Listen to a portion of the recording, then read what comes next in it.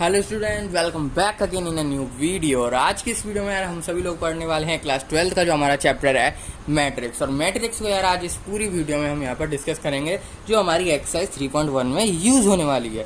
ठीक है, तो यार सबसे पहले आप पहले समझ लेते हैं मैट्रिक्स होता क्या। मैट्रिक्स यार क्या होता है, मतलब अगर हम कोई भी सबसे पहले इसका रिप्रेजेंटेशन देखो। रिप्रेजेंटेशन किस तरह से करते हैं, इसको कुछ इस तरीके से हम बॉक्स बनाते हैं। ठीक है, स्क्वायर ब्रैकेट्स क्या करते हैं, स्क्वायर ब्रैकेट जैसा हम बॉक्स बनाते हैं और इसके अंदर हम लिखते हैं, तो इसी को हम क्या कहते हैं, मैट्रिक्स कहते हैं। याद रखना, सीधी लाइन नहीं खींच देना, ऐसे करके नहीं खींच देना, ये गलत हो जाएगा। बॉक्स में बॉक्स जैसा इस तरह से आपको ये इस तरह से यहाँ पर निकालना पड़ेगा, जब जाके ये मैट्रिक्स डिटरमाइन होगा। ठीक है, तो सबसे इंपॉर्टेंट चीज तो हमारी ये थी कि इसको सबसे पहले रिप्रेजेंट कैसे करते हैं। रिप्रेजेंट के बाद आता है यार हम इसको लिखें कैसे।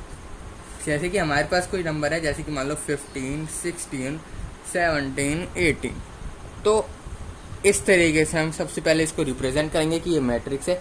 मैट्रिक्स को रिप्रेजेंट करने का तरीका यहाँ पर देख लो, स्क्वायर ब्रैकेट। ठीक है, याद रखना स्क्वायर ब्रैकेट, इसके अंदर हमने ये चीज लिख दी। अब इसको ही हम क्या कहते हैं, मैट्रिक्स। अब इसमें भी क्या होता है, ये जो साइड होती है हमारी ऊपर से नीचे, कौन सी, ऊपर से नीचे तक, तो इसको हम क्या कहते हैं यहाँ पर, कॉलम। ऊपर से नीचे तक वाले को हम यहाँ पर क्या कहते हैं, कॉलम कहते हैं। या फिर इसको कह सकते हो आप फर्स्ट कॉलम, फर्स्ट में तो फर्स्ट कॉलम।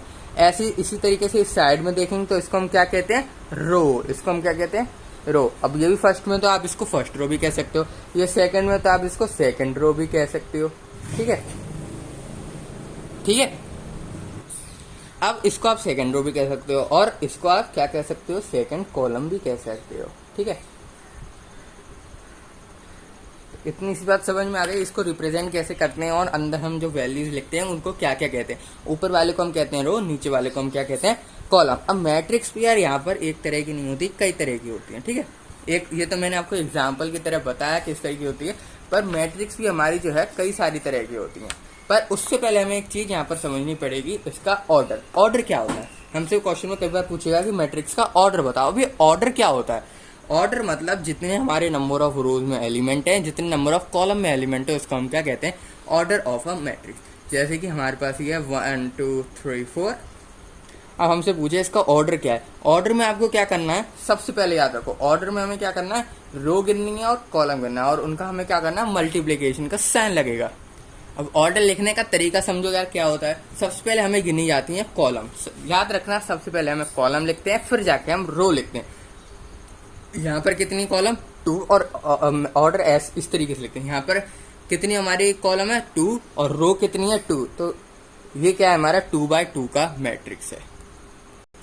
ये क्या है, हमारा 2x2 का यहाँ पर मैट्रिक्स है। ऐसी इसी तरीके से अगर हम ये देखें 1 2 3 4 5 6, अब ये आ गया हमारा। अब इसमें सबसे पहले क्या गिना जाएगा, सबसे पहले गिनी जाएंगी कॉलम। सबसे पहले क्या गिना जाएगा, कॉलम। तो इसमें कितनी कॉलम है, 3, और रो कितनी है, 2, तो ये कितने का मैट्रिक्स हो गया, हमारा 3x2 का मैट्रिक्स हो गया। तो इसको क्या कहते हैं हम, ऑर्डर। ऑर्डर लिखने का तरीका ये रहा, किस तरीके से लिखते हैं वो मैंने आपको यहाँ पर बता दी। अब बात करते हैं यार यहाँ पर टाइप्स। अब मैट्रिक्स की आती है कई सारी टाइप। ये जो मैंने आपको बताया ये था ऑर्डर, इससे पहले मैंने आपको बताया मैट्रिक्स क्या होता है। अब मैट्रिक्स की कई सारी टाइप्स होती हैं, तो कौन कौन सी टाइप्स होती हैं। सबसे पहली जो हमारी इंपॉर्टेंट है, सबसे पहले मैंने आपको बताया कॉलम मैट्रिक्स। क्या होता है, कॉलम मैट्रिक्स। अब ये कॉलम मैट्रिक्स क्या होता है, केवल और केवल कॉलम हो उसमें, उसको हम कह देंगे कॉलम मैट्रिक्स। ठीक है, जैसे कि 1 2 3। अब यहाँ पर क्या है, केवल और केवल कॉलम है, केवल और केवल कॉलम है। यहाँ पर आप देख सकते हो केवल और केवल कॉलम दिख रहा है, तो यानी ये क्या है, हमारा कॉलम मैट्रिक्स है। ये क्या है, हमारा कॉलम मैट्रिक्स। में रो तो नहीं है, इसलिए इसको हम क्या कहेंगे, कॉलम मैट्रिक्स। इसी तरीके से हम सेकंड पे आता है रो मैट्रिक्स। ठीक है, अब ये रो मैट्रिक्स क्या होता है, सिंपली वही चीज, इसमें क्या नहीं है, हमारे पास कॉलम नहीं है। इसमें क्या नहीं है, हमारे पास कॉलम नहीं है, रो है, कॉलम नहीं है। इसके बाद आता है हमारा, इसके बाद आता है हमारा स्क्वायर मैट्रिक्स। ये सिंपल सिंपल चीज है। अब स्क्वायर मैट्रिक्स में क्या होता है, बोल, दोनों साइड बराबर, जैसे कि 1 2 3 4 5 6 7 8 9, 3 3 है, तो यानी ये क्या होगी, हमारी एक स्क्वायर मैट्रिक्स हो गई। ठीक है, ये क्या होगी, हमारी एक स्क्वायर मैट्रिक्स। इसके बाद आता है हमारा डायगोनल मैट्रिक्स। जैसे आपको यार नाम से क्लियर हो रहा होगा, कुछ चीजें हमारी डायगोनल्स में होंगी, कुछ चीजें हमारी होंगी। अब 4th नंबर पे आया जैसे कि डायगोनल मैट्रिक्स। डायगोनल और डायगोनल मैट्रिक्स से आप क्या समझ रहे हो, किस तरीके से यहाँ पर बनेगा? तो डायगोनल मैट्रिक्स बनेगी 1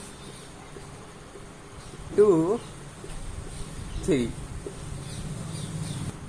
तो हमारी किस तरीके से बनी, बाकी सब जगह 0, डायगोनल में यहाँ पर वैल्यूज। तो इसी को हम कहते हैं डायगोनल मैट्रिक्स। क्या है? कॉलम मतलब डायगोनल वाली साइड हमारे पास वैल्यूज हैं और बाकी सारी साइड यहाँ पर देख सकते हो सब साइड 0, केवल डायगोनल में वैल्यू है। इसी को हम कहते हैं डायगोनल मैट्रिक्स। यहाँ पर इसको हम क्या कहते हैं, डायगोनल मैट्रिक्स। तो आप ये नोट कर लेना अपनी कॉपी में, नहीं तो ये सारी चीजें आपकी बुक में यहाँ पर लिखी हुई हैं। इसके बाद जो हमारा आता है यार वो होता है स्केलर मैट्रिक्स। अभी स्केलर मैट्रिक्स क्या होता है, ठीक है, 5th। अब स्केलर मैट्रिक्स क्या होता है? स्केलर मैट्रिक्स मतलब सिंपली, तो यार scalar matrix simply, scalar matrix वो चीज होती हैं जो कि डायगोनल मैट्रिक्स, मतलब डायगोनल मैट्रिक्स को हम स्केलर मैट्रिक्स कह सकते हैं, लेकिन कब कह सकते हैं?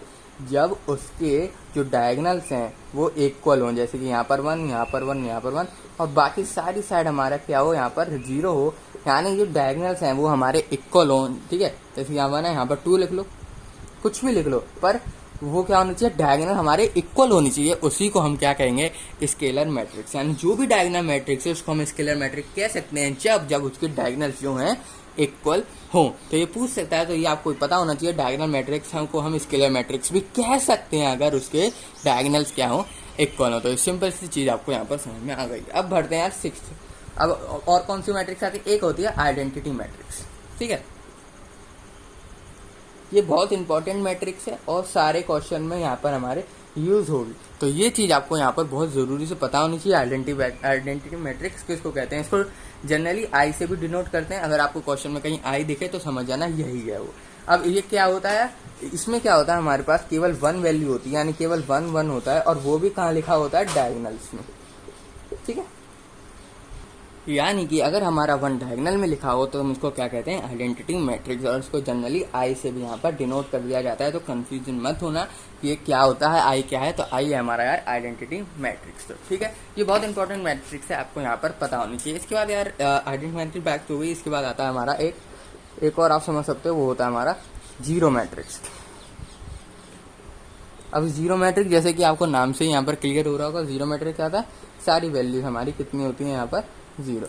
सारी वैल्यूज हमारी क्या होती है यहाँ पर, 0, मतलब 0 ही होती हैं। जितनी भी आप बना लो, चाहे 2x2 की बनाओ, 3x3 की बनाओ, या कितने की भी बनाओ आप, उसमें जितनी भी वैल्यूज होंगी वो सारी 0 होंगी। इसको हम कहते हैं जीरो मैट्रिक्स। तो आइडेंटिटी मैट्रिक्स यहाँ पर बहुत ज़्यादा इंपॉर्टेंट है, तो इसको आपको यहाँ जरूर पे याद रखना है कि क्या होती है, 1 1 1 वैल्यूज होते हैं और सब जगह 0 होता है, ठीक है। तो ये होती है यार हमारी कई तरह की मैट्रिक्स जो कि हमने यहाँ पर पढ़ लिया। अब जो हमारी एक्सरसाइज है 3.1, उस एक्सरसाइज में ये सारी चीज़ें यहाँ पर यूज होंगी। तो मिलते हैं आपसे लोगों से एक्सरसाइज में।